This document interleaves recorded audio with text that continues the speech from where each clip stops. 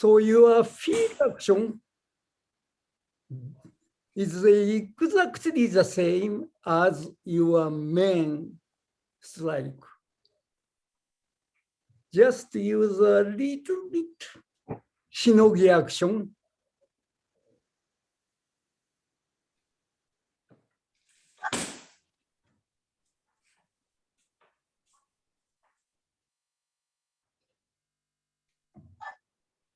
And most of the time, you need hit through a little. Not, you don't need so much hit through, but if you just stop, then a little weak. So the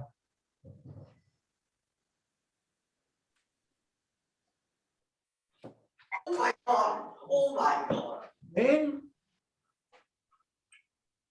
main.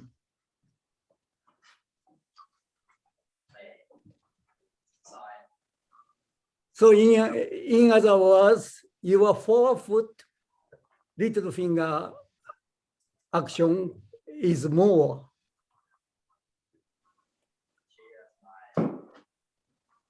And Tamano Sensei, can I ask? I think a couple weeks ago we said the hip kind of go this way. Should we try that with this too? Yeah. Same waist and the hip rotation initiated by your leg. Right.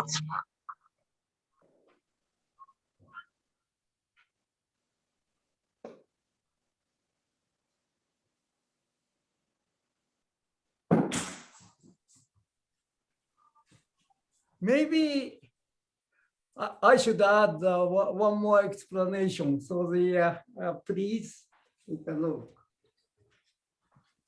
Initially, it's hammy. So if I accelerate, it goes like this. So this action, this hip rotation itself will do the shinogi 擦り上げ action. Right? Because initially it's already hammy. Therefore, if the opponent hold hit, it's divert.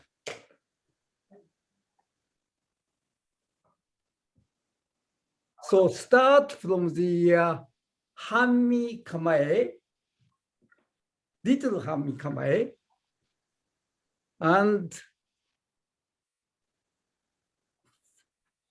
when the opponent main comes, then match to that.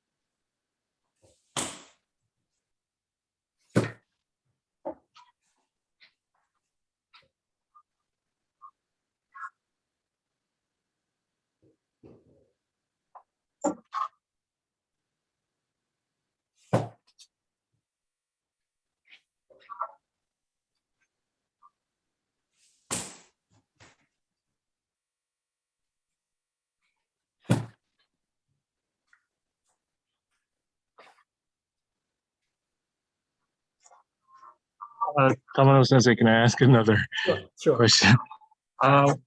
So when you say when you're in Hanmi, this is more. Is it also like pointing, Seichi-sen, or is it more like a Seigan kind of Hanmi? Because a lot of people when they do Hanmi, they have a more of a Seigan kamae kind of posture. Yeah, try to place your sword tip in the mid plane. はい。 Then, if you do, so that portion doesn't move, but if you do hammi, then naturally this your left knuckle comes that way. Therefore, but still leave, instead of doing this way, leave tip near the middle plane.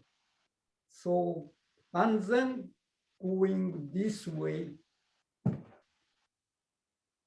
うん。はい。 So try to leave your tip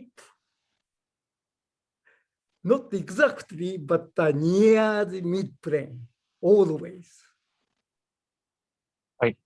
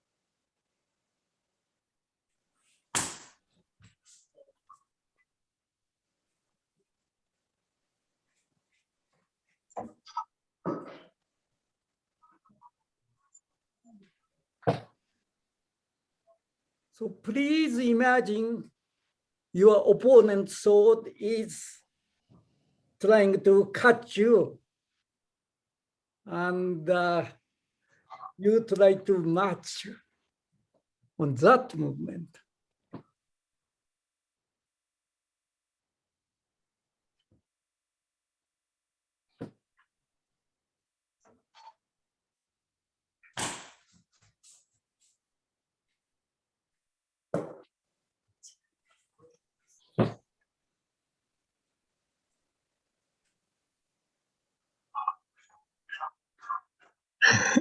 Can I ask another question? Yeah. How, or I guess what I think should not be happening, but I think it is even though we're this way, but as we go forward this way, it's actually, if the opponent's sword is coming here, we're kind of rotating around. So there's not enough. Yeah. If you just rotate this hip this way, rotate hip, start from the square, and hammi, then rotate this way, then it doesn't cause this 擦り上げ. I think that's your question. Hi. Yeah. So there, what is important is your right waist and hip go forward. That makes this side goes forward. That makes this motion. That if you put this one forward, then that motion makes this way. If you just rotate to square, then it goes the other way. So the actual すり上げ shinogi motion is created by forward movement of this one. So remember, if you float this one, and then push little finger down, then naturally goes forward. So when the opponent try to cut you, the timing you should take the opponent's sword. At that time, this side is already floating for main strike. So if you just leave your right foot ground and then try to do this, then this kind of すり上げ. So you will be sort of this is called a ukemi. But always go aggressive by moving this foot down. And when I say moving, make a forward movement by pressing your forward foot little finger.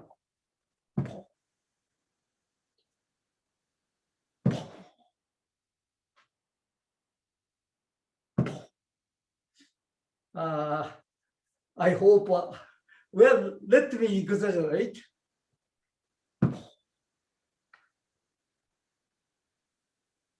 So this motion is created by the foot and the right foot and the right waist.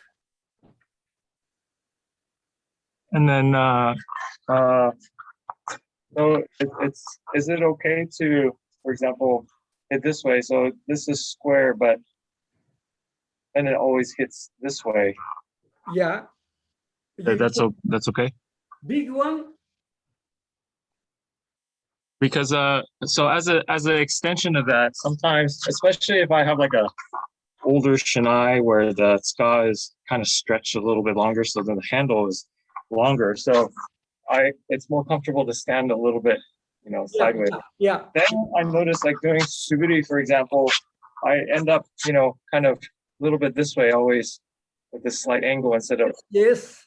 However, you don't do this すり上げ here. Right. Right? すり上げ is all the way around here. So we can do it with this すり上げ and cut also, but that's more difficult. So the すり上げ is done up to here. But when you do here, actually, this right foot, this side is doing it. Right. And the first one, big motion and cut, is called 切り落とし, which is much higher level. We have that idea for iaido. Of course, we like to get that level too, but cutting down while you are cutting in is a little more difficult.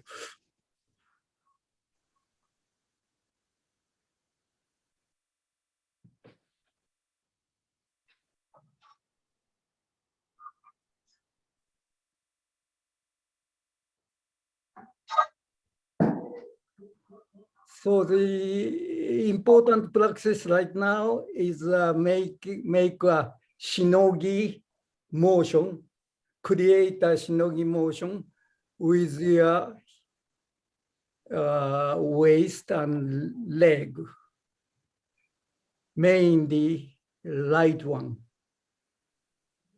or you may say front one.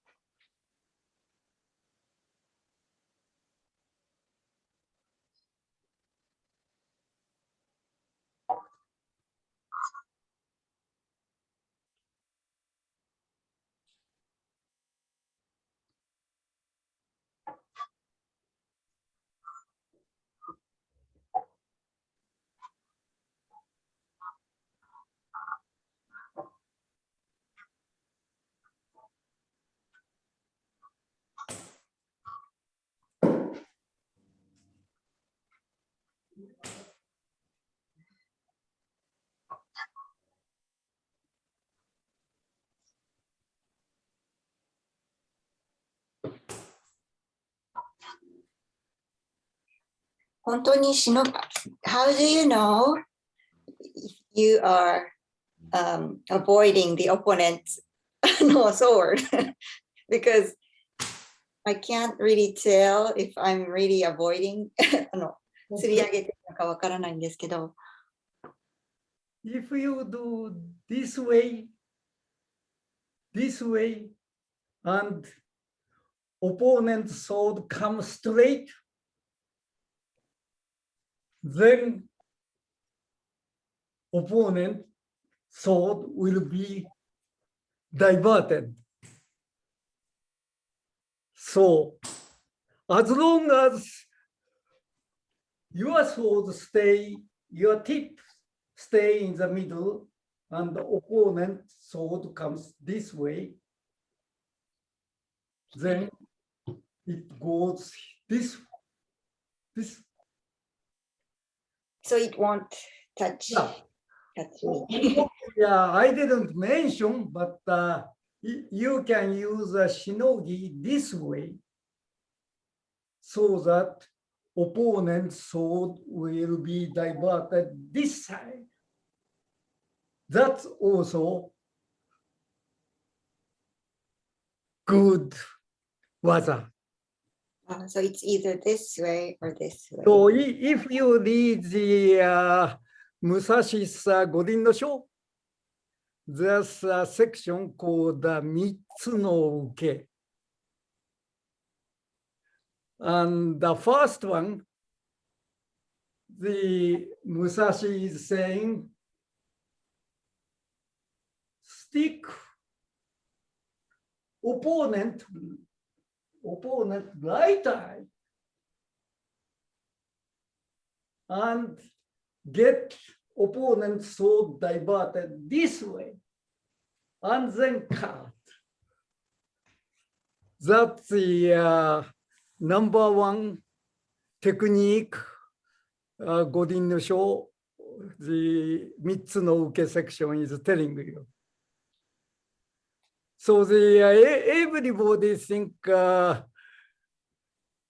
well, that's opposite. Usually we stick the left eye of the opponent. That's how the opponent's sword divert this way. That's more like a normal way. But somehow Musashi writes the other one, Ura-shinogi one first. So it's a little confusing.